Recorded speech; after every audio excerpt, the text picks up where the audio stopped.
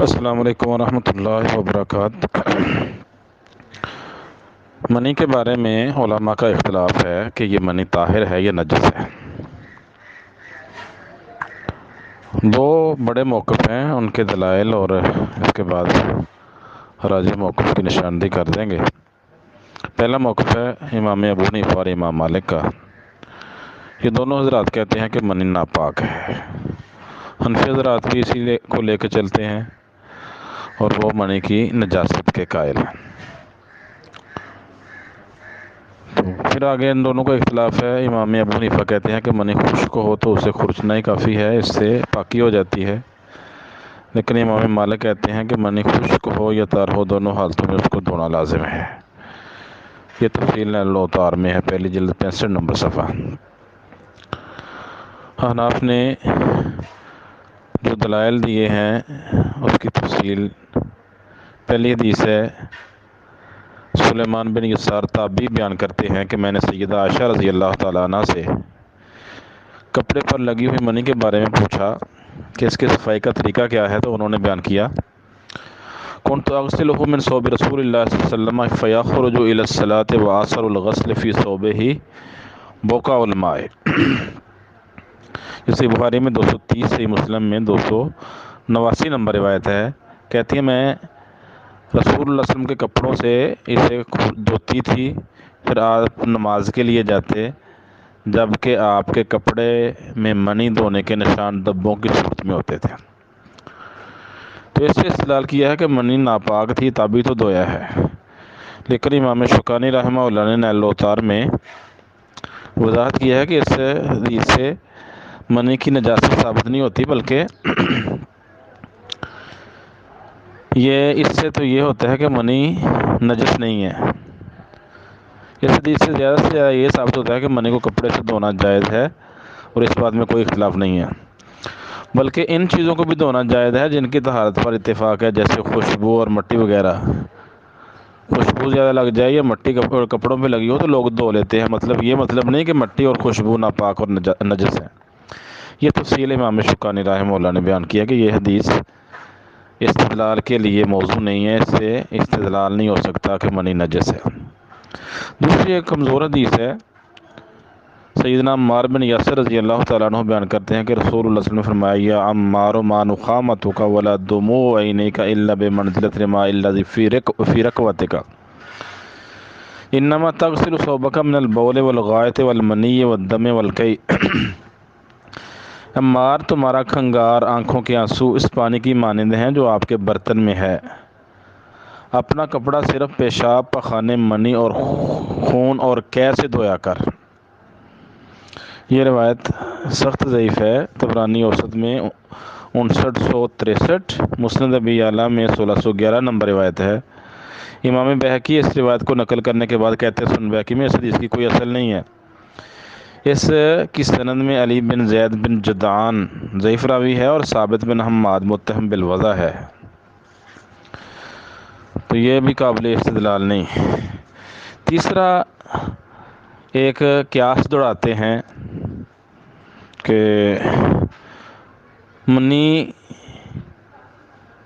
کے نجس ہونے کی یہ دلیل ہے کہ یہ فضلہ ہے جو نجاست میں بدل جاتا ہے، نیز جس طرح باقی پیشاب اور پخانہ نجس اور ناقض وضو ہے، منی بھی انہی میں سے ہے، اور یہ پیشاب کے راستے سے خارج ہوتی ہے تو یہ بھی نجس ہے۔ یہ بھی دلیل امام شوکانی نے نیل الاوطار میں ان لوگوں کی دی ہے۔ تو اس کا جواب یہ ہے کہ محض قیاس اور مفروضوں سے کسی چیز کی نجاست ثابت نہیں ہوتی، اس کے لیے کسی شرعی نص کا ہونا ضروری ہے۔ پھر اگر یہ پیشاب کے راستے سے منی نکلتی ہے تو نجس ہے، تو پھر تو امام ابو حنیفہ کے نزدیک یہ کہتے ہیں کہ عورت کی شرمگاہ کی رطوبت یہ پاک ہوتی ہے، تو وہ بھی پیشاب کی نالی سے نکلتی ہے۔ الجوہرۃ النیرہ مختصر قدوری پر یہ اس کی شرح ہے، یہ تخریج شرح ہے، اس میں لکھتے ہیں وَأَمَّا رُطُوبَةُ الْفَرْجِ فَهِيَ طَاهِرَةٌ عِنْدَ أَبِي حَنِيفَةَ كَسَائِرِ رُطُوبَاتِ الْبَدْنِ وَعِنْدَهُمَا نَجِسَةٌ۔ امام ابو حنیفہ کہتے ہیں کہ شرمگاہ کی رطوبت بدن کی تمام رطوبات کی طرح پاک ہے، جبکہ شرمگاہ سے عورت کے شرمگاہ سے نکلنے والی رطوبت ابو یوسف اور امام محمد کے نزدیک نجس ہے، تو یہ قیاس بھی ٹھیک نہیں۔ دوسرا موقف ہے جمہور علماء کا، امام شافعی، داؤد ظاہری، امام احمد کا مشہور موقف ہے کہ منی پاک ہے، اور امام نووی رحمہ اللہ نے بیان کیا کہ علماء کی اکثریت اور محدثین اسی موقف کے قائل ہیں کہ منی ناپاک اور نجس نہیں بلکہ پاک ہے۔ نیل الاوطار میں امام شوکانی رحمہ اللہ نے یہ موقف درج کیا ہے۔ تو اس کے کئی دلائل ہیں۔ پہلی دلیل ہے صحیح مسلم میں 288 نمبر روایت ہے، سیدہ اسود اور حمام یہ دو تابعی ہیں، انہوں نے سیدہ عائشہ رضی اللہ تعالیٰ عنہ سے منی کے متعلق سوال کیا تو انہوں نے کہا کنت افرقہ من ثوب رسول اللہ صلی اللہ علیہ وسلم، میں رسول اللہ صلی اللہ علیہ وسلم کے کپڑوں سے اسے کھرچا کرتی تھی۔ دوسری دلیل، علقمہ اور اسود دو تابعی بیان کرتے ہیں کہ ایک شخص سیدہ عائشہ کے پاس مہمان ٹھہرا تو انہوں نے اس کو بستر دیا، رات کو اس مہمان کو احتلام ہو گیا تو صبح کے وقت وہ کپڑا دھونے لگا۔ اس پر سیدہ عائشہ رضی اللہ تعالیٰ نے کہا انما کان یجزئک ان رأیتہ ان تغسل مکانہ فإن لم ترى نضحت حولہ وَلَقَدْ رَأَيْتُنِي أَفْرُكُهُ مِنْ ثَوْبِ رَسُولِ اللَّهِ صلی اللہ علیہ وسلم فَرْقًا فَيُصَلِّ فِيهِ، اگر تو اس کپڑے پر منی کے نشان دیکھتا تو تجھے یہی کافی تھا کہ تو وہ جگہ دھو دیتا، اور اگر منی کے نشان دکھائی نہ دیتے تو اس کے ارد گرد پانی چھڑک دیتا۔ مجھے معلوم ہے میں رسول اللہ صلی اللہ علیہ وسلم کے کپڑے سے منی اچھی طرح کھرچتی تھی، پھر آپ اس میں نماز پڑھتے تھے۔ یہ روایت صحیح مسلم میں 288 نمبر ہے۔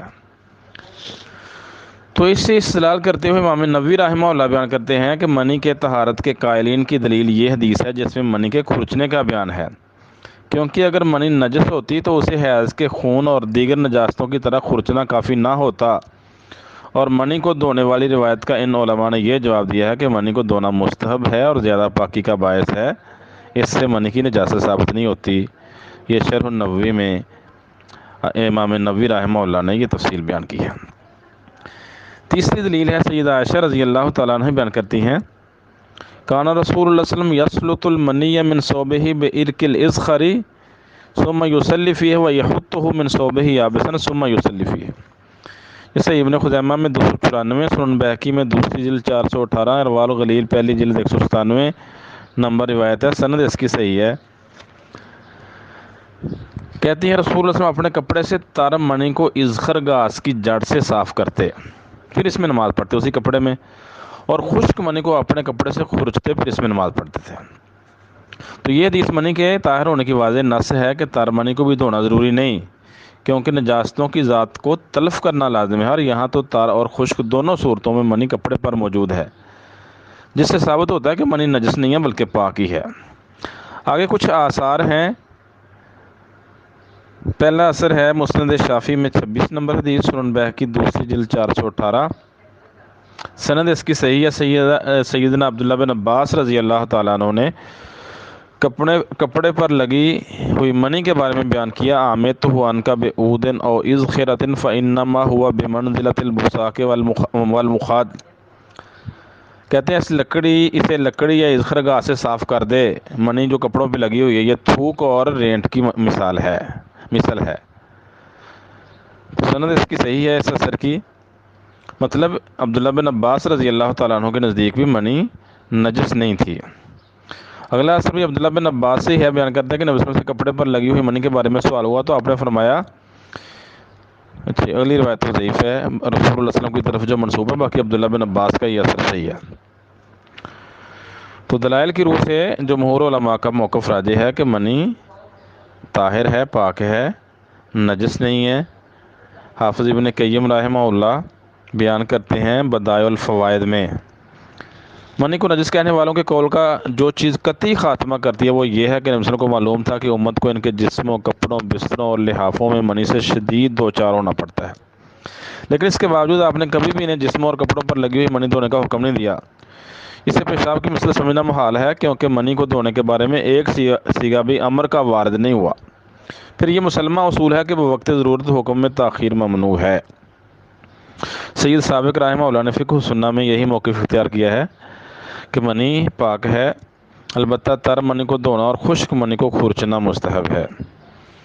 علامہ البانی رحمہ اللہ بھی اسی موقف کے قائل ہیں۔ سلسلۃ الاحادیث ضعیفہ دوسری جلد 362 نمبر صفحہ ہے، اس میں لکھتے ہیں منی کی طہارت کا حکم درست ہے، اور اس بارے میں ہمیں یہی دلیل کافی ہے کہ سیدنا عبداللہ بن عباس رضی اللہ تعالیٰ عنہ نے بالجزم اسے رینٹ اور تھوک کی مثل قرار دیا، اور اس مسئلہ میں نہ کوئی صحابین کا مخالف ہے اور نہ یہ کتاب و سنت سے متعارض ہے۔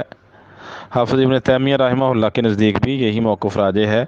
مجموع الفتاوی ابن تیمیہ میں لکھتے ہیں صحیح موقف کے مطابق منی پاک ہے، جیسا کہ شافعی اور احمد کا مشہور مذہب ہے۔ یہی موقف راجح ہے کیونکہ یہ بات مسلمہ ہے کہ عہد نبوی میں صحابہ کرام رضوان اللہ اجمعین احتلام سے دوچار ہوتے رہے ہیں، اور اس حالت میں منی ان کے جسموں اور کپڑوں کو لگتی رہی ہے۔ چنانچہ اگر منی نجس ہوتی تو نبی صلی اللہ علیہ وسلم کے ذمہ لازم تھا کہ آپ انہیں جسموں اور کپڑوں سے منی زائل کرنے کا حکم دیتے، جیسے آپ نے انہیں استنجا کا حکم دیا اور حائضہ کو کپڑے سے حیض کا خون دھونے کا حکم دیا تھا، بلکہ حیض کے خون کا کپڑے کو لگنا اس سے زیادہ منی کا کپڑوں کو لگنا، اس سے لوگ زیادہ دوچار تھے۔ نیز یہ بات بھی طے شدہ ہے کہ کسی روایت میں یہ منقول نہیں ہے کہ نبی صلی اللہ علیہ وسلم نے کسی صحابی کو جسم یا کپڑے سے منی دھونے کا حکم دیا ہو۔ سو قطعی طور پر ثابت ہوا کہ منی سے جسم اور کپڑے کو دھونا ان پر واجب نہیں تھا۔ تو دلائل سے ثابت ہوا کہ منی پاک ہے۔ آگے جس طرح بدن پہ تھوک لگ جائے، بلغم لگ جائے، مٹی کیچڑ لگ جائے، لوگ کپڑوں کو اور جسم کو دھو لیتے ہیں، اسی طرح منی کا معاملہ تھا۔ السلام علیکم ورحمۃ اللہ۔ بہترین صدقہ جاریہ حاصل کرنے کے لیے اس ویڈیو کو لائک، کمنٹ اور شیئر کرنا مت بھولیں۔